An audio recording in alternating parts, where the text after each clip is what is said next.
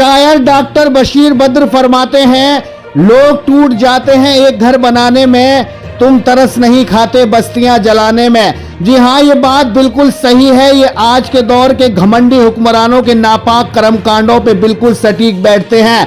बांग्लादेश आज हिंसा की आग में जल रहा है। वहां की निकम्मी सरकार तमाशबीन बनी हुई है। वो हिंसा फैलाने वालों के खिलाफ कोई ठोस एक्शन लेने में असहाय और असमर्थ नजर आ रही है। इसी के चलते बांग्लादेश में फैली हिंसा को रोकने के लिए भारत में अलग अलग राज्यों में प्रदर्शन हो रहे हैं। आज अलीगढ़ में दीवानी कचहरी के वकीलों ने भी हल्ला बोल दिया है, जोर शोर से प्रदर्शन किया। उनका कहना है वहां अल्पसंख्यक हिंदुओं पर अत्याचार हो रहा है, पुलिस के सामने हिंदुओं की हत्याएं हो रही हैं। प्रदर्शन कर रहे वकीलों ने क्या कहा, आइए देखते हैं सबसे पहले इस रिपोर्ट में। एडवोकेट संजू बजाज।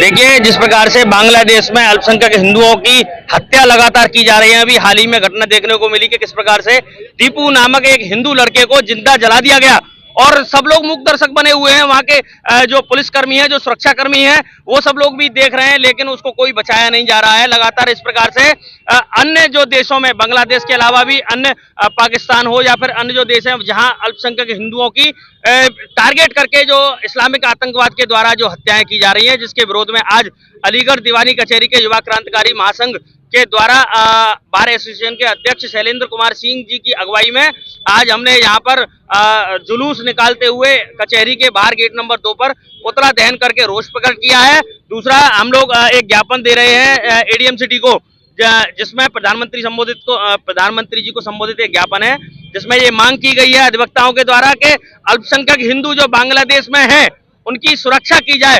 हमारी सरकार को हस्तक्षेप करना चाहिए जिससे कि वहां के हिंदुओं की सुरक्षा सुनिश्चित हो सके। यदि नहीं हुई तो हम लोग जो है यहाँ पर जो इस्लामिक कट्टरपंथी लोग जो रह रहे हैं उन्हें सबक सिखाने का काम करेंगे।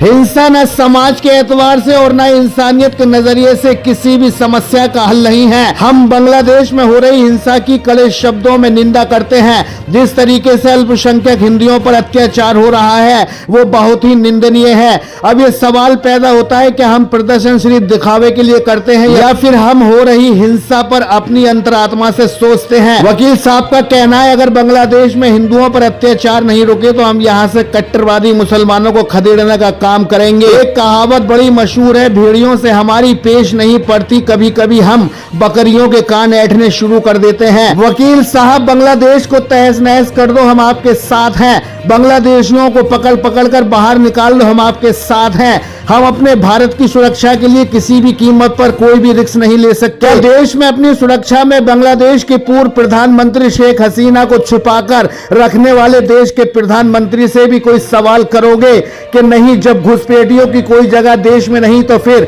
शेख हसीना को यहाँ रखना दोहरा मापदंड नहीं तो क्या है? उसे तत्काल देश से खदेड़ देना चाहिए। बांग्लादेश के नेता का भारत में क्या काम? वहां किसी की जुबान नहीं चलेगी क्योंकि वो बड़ा मुद्दा है, देश के प्रधानमंत्री से जुड़ा है। आज बांग्लादेश में जो हमारा हिंदू भाई के साथ अत्याचार हुआ है, उसका मर्डर करके उसको पेड़ पर लटका करके उसमें आग लगा दी गई है, उसके खिलाफ हमारी आज बार एसोसिएशन के युवा अधिवक्ताओं ने वहां का जो कार्यकारी अंतरिम सरकार है यूनिस, उसका पुतला फूंका है और उसके खिलाफ आवाज उठाई है कि वहाँ हिंदुओं के साथ कोई अत्याचार न हो, वरना हमारी भारत सरकार को सोचना चाहिए कि उनके खिलाफ कार्रवाई की जाए। डिमांड हमारी है कि वहाँ हिंदू जितने भी हमारे, अब तो मुश्किल से 7% हिंदू रह गए, जो पहले जो 22 थे, 22.5 से 7 रह गए। 7% हिंदुओं की सुरक्षा की जाए और उनके खिलाफ कहीं भी कोई भी कैसी भी कार्रवाई न हो, जिससे वहाँ के लोग, मुसलमान लोग जो कर रहे हैं, मारकाट कर रहे हैं, बहू बेटियों को पकड़ कर ले जा रहे हैं, हिंदुओं को मार रहे हैं, मंदिरों को तोड़ रहे हैं, सब कुछ हिंदुओं के खिलाफ कर रहे हैं। जब बांग्लादेश को हमारी सरकार ने ही बना करके 1971 में बांग्लादेश बनवाया था, उसके बावजूद भी आज हिंदुओं के खिलाफ वो जो कर रहे हैं वो बहुत ही निंदनीय है। कार्य है।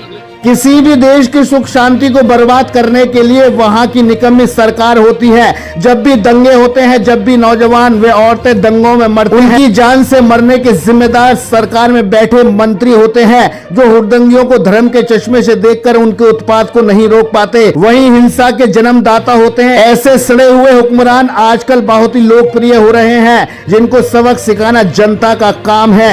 लेकिन जनता मरती रहती है, नेताओं के इशारों पर नाचती रहती है और अपनों को धीरे धीरे खोती रहती है। सभी प्रदर्शनकारियों को बोलना चाहिए, आखिर भारतीय सरकार की सरपरस्ती में शेख हसीना अभी तक भारत में क्या कर रही है। लेकिन सरकार से सवाल पूछने की हिम्मत ना इन प्रदर्शनकारियों में है और ना आगे रहेगी। याद रखिए, जो धर्म देखकर होने वाली घटनाओं पर हुक्मरान फैसला लेंगे, वहां सिर्फ और सिर्फ तबाही आएगी, वहां लावा दहकेगा और उस लावे का ईंधन होंगे आम नागरिक। बांग्लादेश की सरकार निकम्मी है, जो हिंसा को कंट्रोल नहीं कर पा रही है, अपने बहुसंख्यक वोट के लिए अल्पसंख्यकों की मदद नहीं कर पा रही है। ठीक इसी प्रकार इन्हीं नक्शे कदम पर और देश भी चल रहे हैं, जहां जिहाद, लव जिहाद, गोकशी के नाम पर हर दिन अल्पसंख्यकों को प्रताड़ित किया जाता है।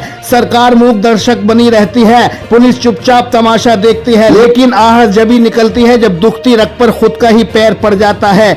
उखाड़कर फेंक देनी चाहिए वो सरकारें जो भेदभाव करके सत्ता चला रही हैं, जो अपने नागरिकों को एक सम्मान न समझकर उनका बचाव न करे। ऐसी सरकारों को डूबकर मर जाना चाहिए। या तो लोकतंत्र के नाम को ही खत्म कर दो, या लोकतांत्रिक देश होने पर सबको एक समान समझना चाहिए। तभी अच्छे हुक्मरान देखने को मिल सकते हैं। बस नालायक हुक्मरान ऐसे ही निर्दोष जनता के खून से होली खेलते रहेंगे, ऐसे ही सत्ता के भूखे राक्षस जनता का जनाजा निकलते देखते रहेंगे। बांग्लादेश के हुक्मरान जनता के बीच अपना विश्वास खो चुके हैं, उनकी सोचने समझने की शक्ति खत्म हो चुकी है, इसलिए बेचारे अल्पसंख्यक हिंदू हिंसा का शिकार हो रहे हैं। और देश के नाकारा हुक्मरानों को ऐसी हिंसाओं से सबक लेना चाहिए, क्योंकि सावधानी हटी दुर्घटना घटी जैसी कहावतें हमेशा चरथार्थ होने के लिए तैयार रहती हैं। अलीगढ़ से सहयोगी अजहर नवाब के साथ चीफ एडिटर शाहिद रजा की रिपोर्ट, इंडिया सर्च न्यूज के लिए।